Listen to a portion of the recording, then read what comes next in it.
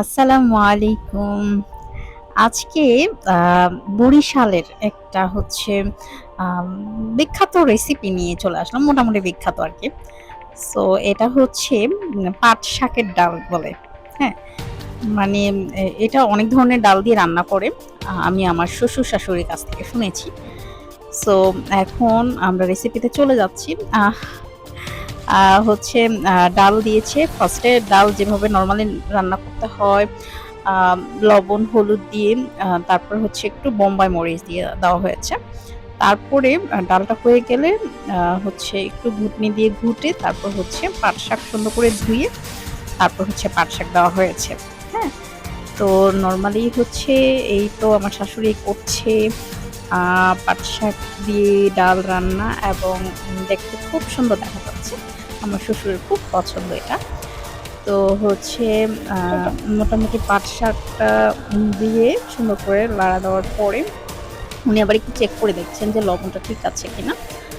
So এই তো আর হচ্ছে তারপর একটু বলক আসার পরে সুন্দর করে নেড়ে দিচ্ছে এবং এটার প্রসেসিংটা একটু সুন্দর করে করতে হবে।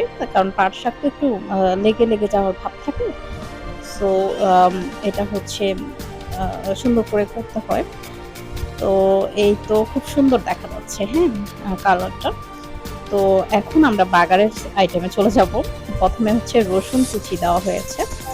তো রসুন কুচিটা মাস্ট দিতে হয়, তাহলে একটু ফ্লেভারটা ভালো আসে। দেন একটু পেঁয়াজ কুচি দেওয়া হলো। এই ২ টা কম্বিনেশনে দিলে আসলে একটু সুন্দর হয় জিনিসটা, হুম? তো একটু পরিমাণ মতো তেল দেওয়া লাগবে এখন। এই তো আমরা হচ্ছে তেল দিয়ে দিচ্ছি। মানে আমার শাশুড়ি দিচ্ছে আরকি। সো আমি হচ্ছে একটু উনার কাছ থেকে দেখছিলাম। সো এই হচ্ছে সুন্দর করে বাগারের সিস্টেমটা চলছে। আর নরমালি যারা বরিশালের আছেন, তারা কিন্তু জানেন এই রেসিপিটা সম্বন্ধে। আমি কিন্তু কিছুই জানতাম না। আমি শ্বশুরবাড়ি এসে এটা সম্পর্কে জেনেছি।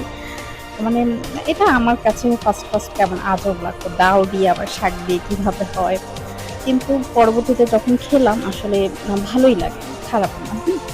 সো যারা ট্রাই করতে চান করতে পারেন। হ্যাঁ? একদিন বাসায় এনে ট্রাই করতে পারেন। মজা লাগে। খুব ভালো লাগে।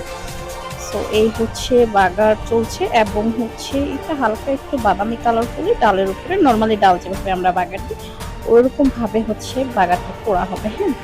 তো এই হচ্ছে বাগারের জন্য প্রায় হচ্ছে হয়ে গেছে। হুম?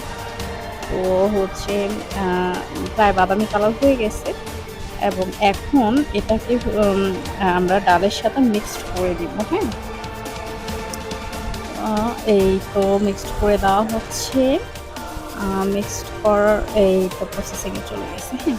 আমাদের কিচেন রুমটা একটু আম অন্যরকম। কিছু কেউ মনে করবেন না। তো নরমালি এই তো বাগারের প্রসেসিংটা হয়ে গেছে। এখন হচ্ছে একটু চুলায় দেওয়া হবে। একটু বলক আনলে তারপর হচ্ছে ডালটা মোটামুটি হয়ে যাবে।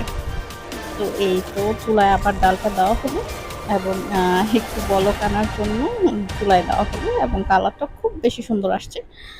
মোবাইলে কতটুকু বোঝা গেছে আমি জানি না। বাট হচ্ছে কালারটা খুব সুন্দর আসছে এবং স্মেলটা দারুণ। বোম্বাই মরিচ দিয়ে তো আ স্মেলটা দারুণ আসছিল।